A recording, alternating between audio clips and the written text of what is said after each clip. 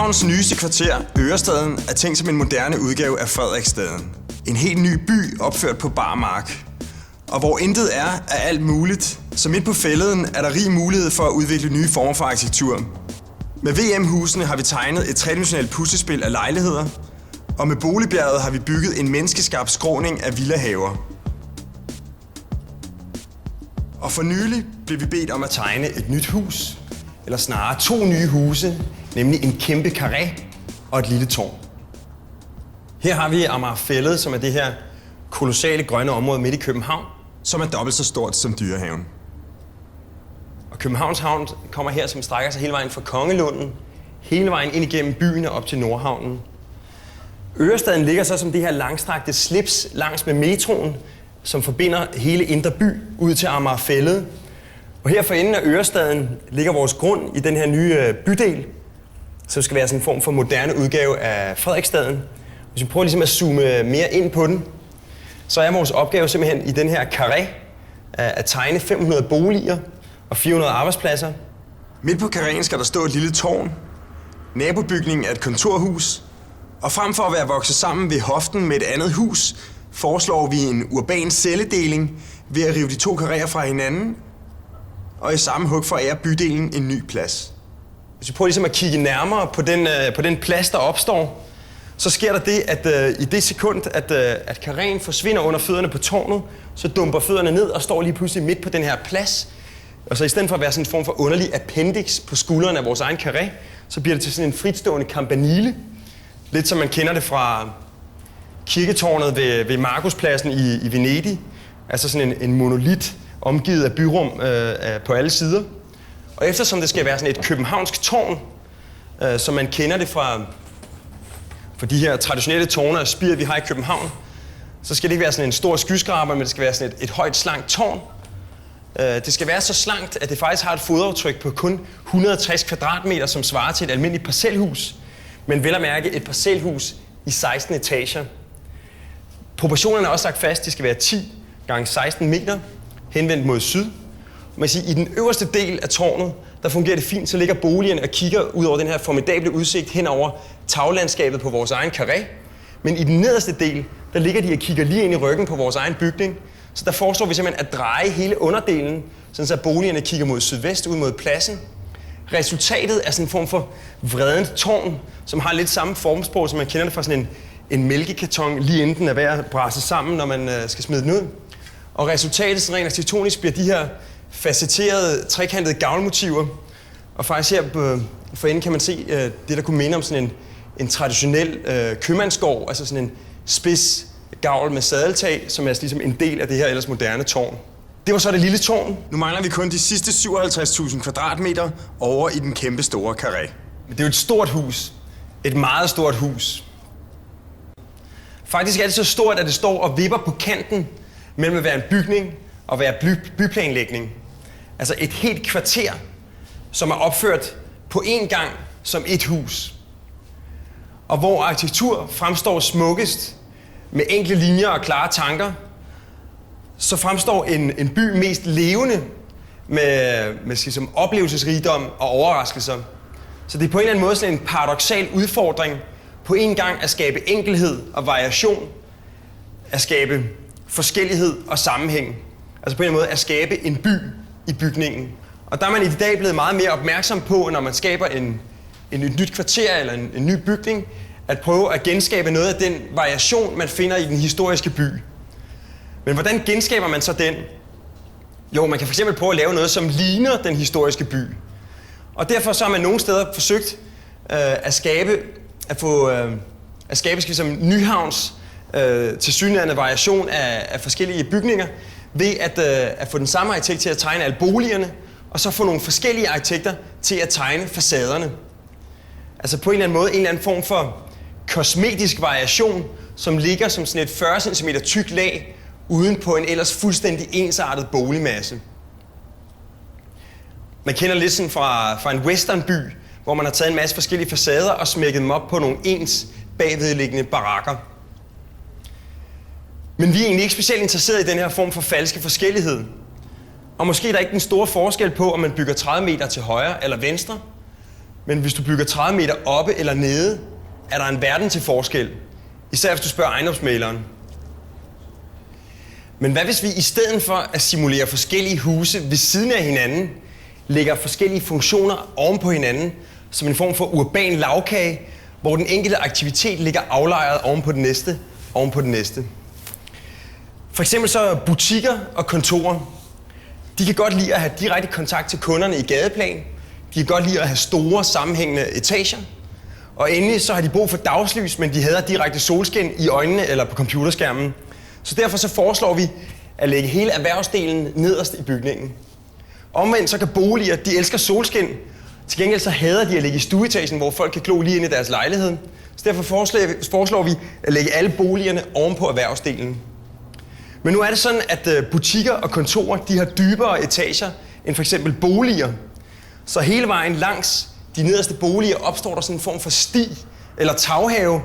Lidt ligesom man kender det fra kartoffelrækkerne ved søerne i København, hvor man har de her private forhaver og sådan en form for fælles vej foran.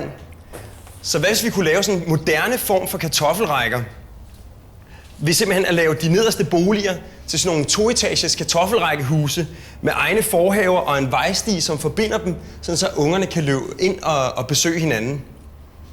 Så oven på kartoffelrækkehusene foreslår vi simpelthen at smide et lag af lejligheder ovenpå. Mere sådan klassiske lejligheder, men hvor den nederste lejlighed vel at mærke ligger i minimum 3. eller 4. sal. Og så endelig allerøverst foreslår vi 2 etager til med penthouse-rækkehuse, som altså både har forhaver og taghaver. Så nu har vi lavet sådan en form for lagkage, hvor de enkelte funktioner har fundet deres optimale hylde i forhold til deres behov og ønsker, som sådan en form for arkitektonisk symbiose. Men i masterplanen har man samtidig bedt om at få en direkte passage helt ude for Amager Fælled, hele vejen igennem karréen og op til noget, der hedder Hein Heinsens Plads. Så for at skabe direkte passage fra øst til vest, foreslår vi at slå knude på karréen, sådan så at vi omskaber den her firkantede karré til sådan et sammenhængende 8-tal. Og vi skaber 2 nye pladser, simpelthen ved at udvide fortovet ind i bygningen, og skaber så en direkte forbindelse fra byrum til byrum i øst og vest. Som jeg sagde før, så er kontorer ikke så vilde med solskin, og hvor boliger for eksempel bruger energi på opvarmning, så bruger kontorer faktisk energi på nedkøling. Derfor foreslår vi i de 2 solvendte hjørner at simpelthen at trykke erhvervsdelen helt i bund i syd og over i vest. Og så til gengæld for at kompensere, så foreslår vi at løfte erhvervsdelen til et egentlig 4-etagers kontorhus.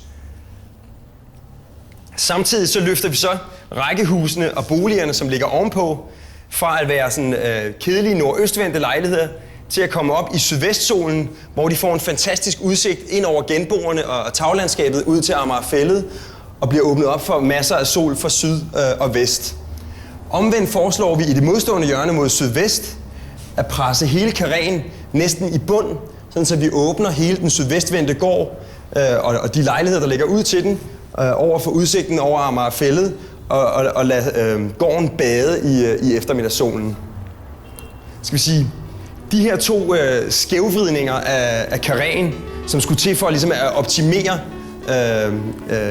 karréen, sådan så at de enkelte funktioner kunne få sådan maksimal udsigt, dagslys og solskin, de bevirker samtidig,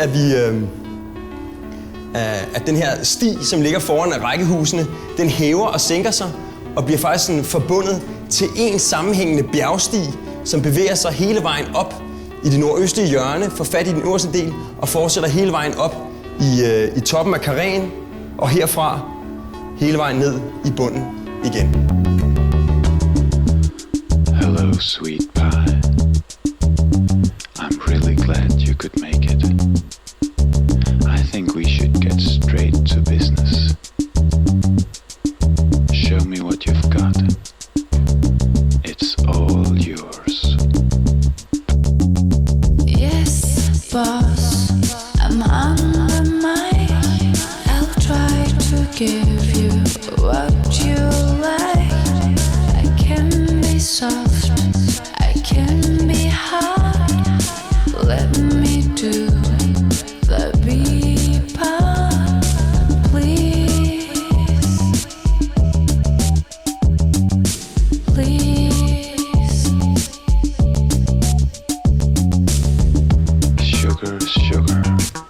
so close and yet so far. I would love to take you to the B part, but I'm afraid we're not quite there yet. So darling, grab that mic again and give it your best shot. Yes, boss, I'm on the mic. I'll try to give you what you like. I can be soft, I can be hard. Let me do the beat part, please. Please.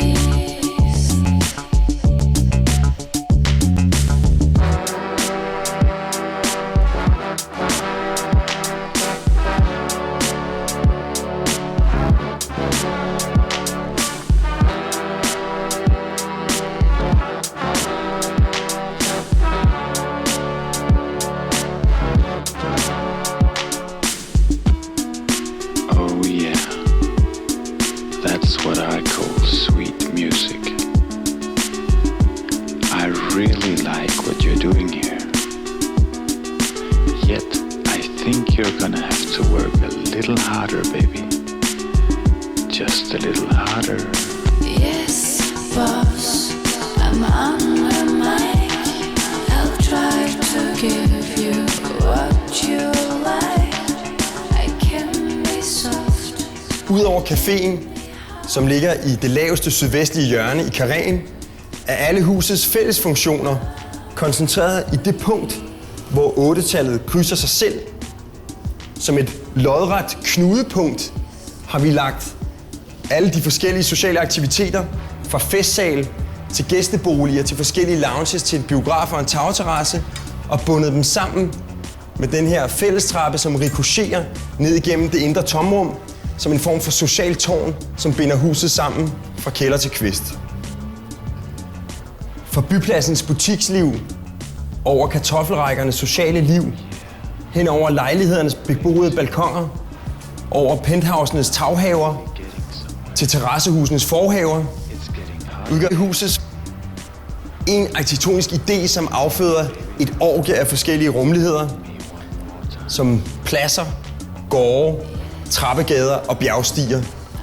Og hvor det offentlige liv traditionelt er stavnsbundet til at udspille sig på landjorden, fladt som en pandekage, og alt op efter er privatiseret, så åbner huset mulighed for, at byens sociale liv kan få lov til at invadere de højere luftlag.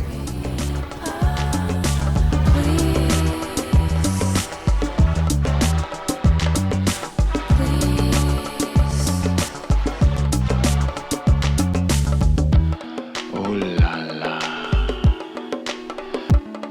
Here comes the B part.